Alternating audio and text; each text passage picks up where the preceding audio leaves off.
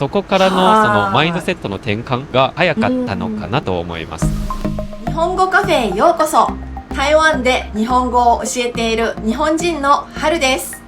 今日は YouTube やインスタなどの SNS で日本語学習に役立つ情報をいろいろ発信されているヒデ先生をインタビューします。実は私、最初ヒデ先生の YouTube 動画を見たとき、先生は私と同じ台湾に住む日本人の先生だと思い込んでいました。でもいろいろな動画を見るうちにヒデ先生は日本人ではなくて日本語を勉強した台湾人だということが分かりました。今日はどうやって先生がそんなに日本語が上手になったのか、そして日本語学習者の方たちにどんなアドバイスがあるかについてお聞きしてみたいと思います。はじめまして、ヒデ先生、よろしくお願いします。はい、春先生、はじめまして。よろしくお願いします。よろしくお願いします。ヒデ先生、日本風のヒデっていう名前を使っていらっしゃいますけど、正真正銘の台湾人の方ということですね。はい、そうですね。台湾人です。はい。ヒデ先生のチャンネルを見つけて、この方は私と同じで台湾に住みながら日本語を教えている日本人の先生なんだなって思いながら見てたんですよ。はい、そしたら他の動画、別の動画を見たら、日本語をどういうふうに自分は勉強したかとか練習方法とかをたくさん出していらっしゃったので、もう本当にびっくりして、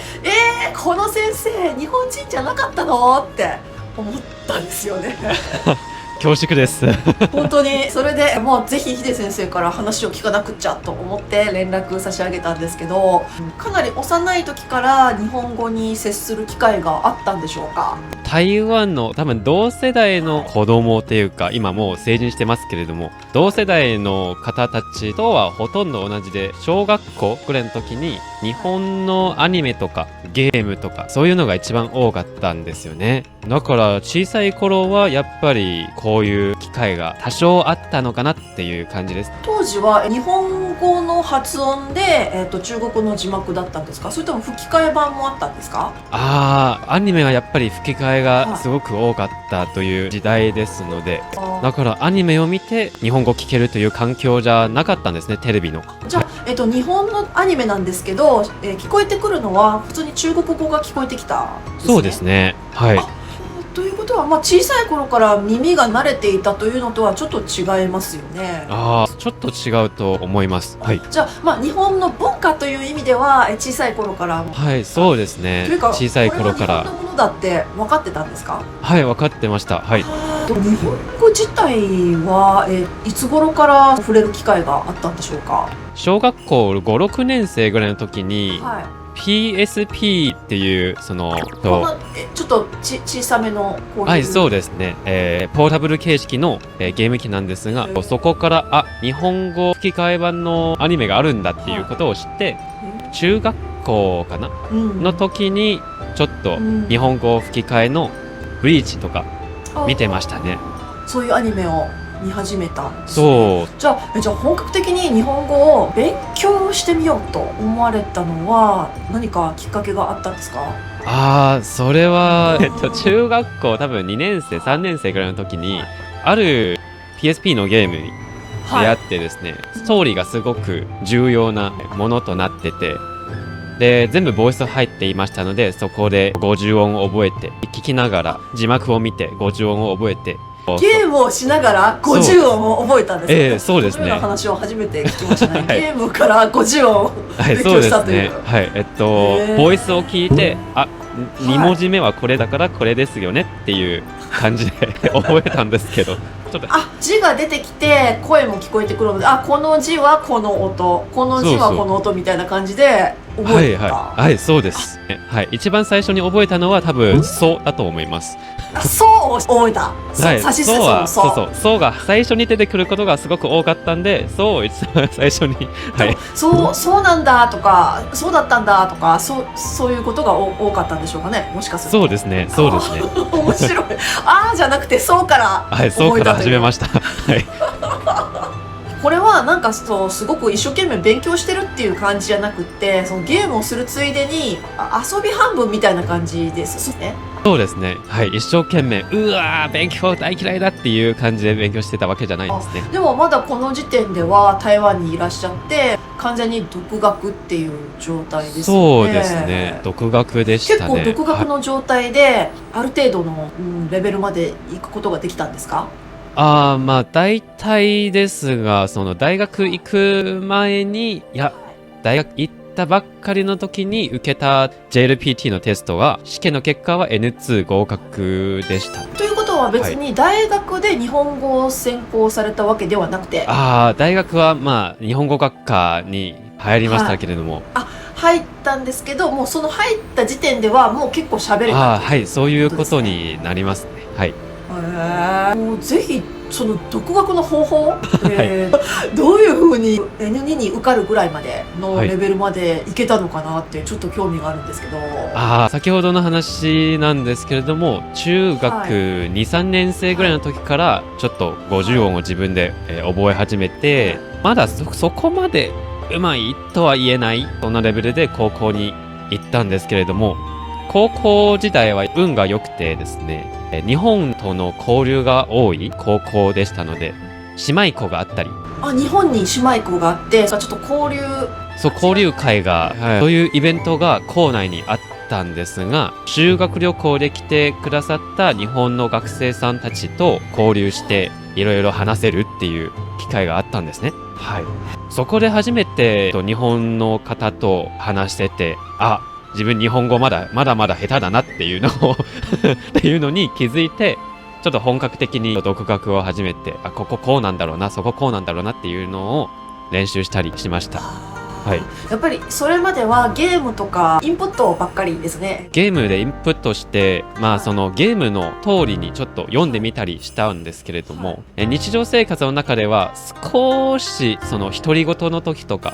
なるべくっていうか多少ですね、多少日本語で話したり、そういうことを少しはしていましたが、日本人と直接的に交流してからは真面目に独り言とか交流の機会とかを探すようになってきました。自分から積極的に話してみようっていう風になってきた、はい、そうですね。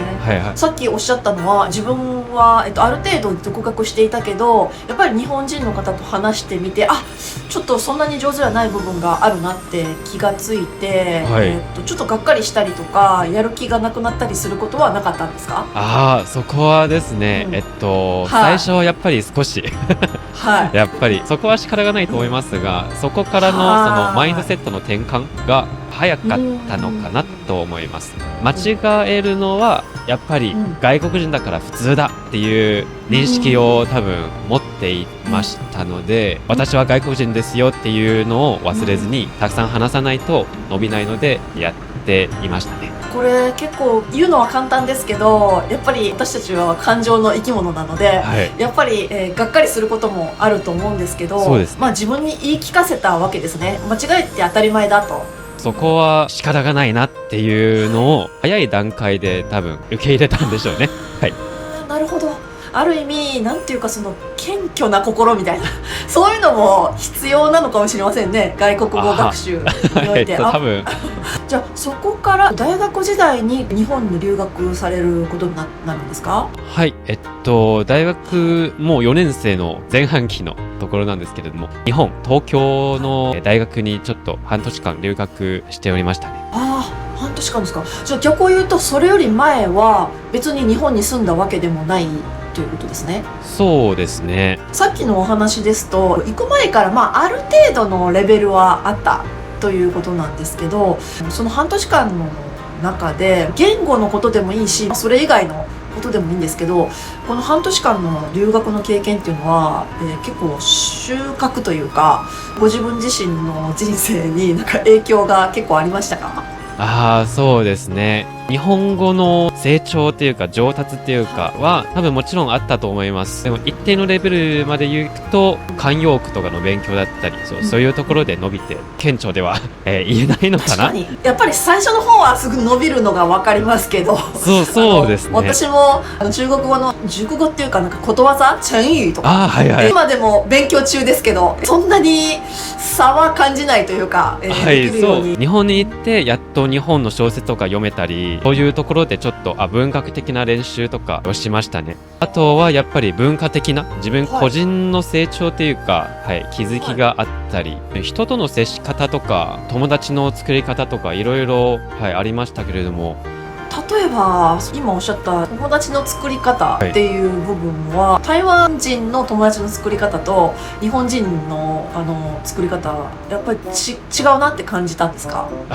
ちょっと違うなって感じましたね。やっぱり最初はちょっと距離がある感じですか？日本人の方が。そうですね、失礼かもしれないですけれども、すぐには近い関係にはなれないなっていうのはやっぱりちょっと台湾の方の方が自分の、本当の気持ち、本音とか秘密のこととかを話すまでになるまでがもうちょっと早い感じ。それも、人にはよりますけれども、どちらかというと台湾の人の方は性格的に適当小さいことは気にしない。そうですね、適当な部分がありますので、ちょっと適当に話してもいいかもしれないという、あんまり敏感じゃない、ちょっとリラックスしてる感じですかね。そうかもしれないですね。あとはやっぱり敬語の使い方がやっぱり難しかったなっていう、感じもしました。先生ご自身が日本語の勉強いろいろな独学の方法をされてきたと思うんですけど、これをやってよかったなとか、これが多分自分にとってよかったんだろうなっていうことがありますか？個人的にはやっぱり間違いを怖がらずに練習した、自分で話してみたっていうのが一番良かったなと感じておりまして、間違いが怖いっていう状態だと何も話せなくなってしまったり、練習の機会がなくなってしまったりっていうのがあると思いますので、そこで日本語の練習の機会から逃げなかったっていうか、見逃さなかったっていうところは個人的には練習のその成果につながるマインドセットだったなと感じております。確かに、もし間違いを犯したくなかったら全く喋らなければいいわけですね。そうなりますね。全然何も喋らなければ間違いもゼロで済むと。その代わり成長もないということですね。そうですね。自分で話してみないと自分の今どこがダメだったのかっていうのもわからないし、分かっているとしても自分で話してみないと多分頭の中で一回整理できないと思いますので、そこは結構大事だったなと感じております。間違えることを怖がらないこと、間違いから学ぶっていうことですね。っていうのがすごく大事だなと思いました。初心者の方なら、仕方がないと思いますけれども、もしある程度、N3 ぐらいのレベルの方だったら、やっぱり言い換えとかの方法を考えたり、そこでちょっと自分の練習につながるのかなと考えております。もし難しい言い方が思いつかなかったら、もうちょっと簡単な言い方でもいいから、とにかく英語とか違う方法に逃げずに、とにかく日本語で伝えようとするっていうことですか？そうですね。自分で調べてみてもいいです。最近は店員さんとか、結構英語話せる店員さんとか、あと中国語話せるというか、中国人の店員さんとかも結構増えてるみたいで、すごく多い感じですよね。ですよね。ここ数年ですごく増えたと思うので、中国語とか他の言語、英語とかに逃げようと思ったらすぐ逃げられる。そう、すぐ逃げられます。だから、これは自分で意識して逃げないということが結構大切ということですね。そう思います。今日本語を勉強しながら、でもなかなか上手にならなくて苦しんでる方も、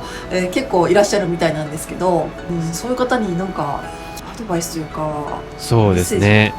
日本語は今までの、教えてきた経験からすると、最初が一番大事で、文法のベースが一番大事で、この品種の使い方はそれぞれ違うんですけれども、将来的に文法の中では必ずそういう品種の使い方がつながっていきますので、最初の土台、礎が硬ければ硬いほど安定した日本語が話せると思いますので、最初が一番大事ですね。そこでやっぱり今までまだ短いんですけれども、春先生に比べれば全然初心者先生っていう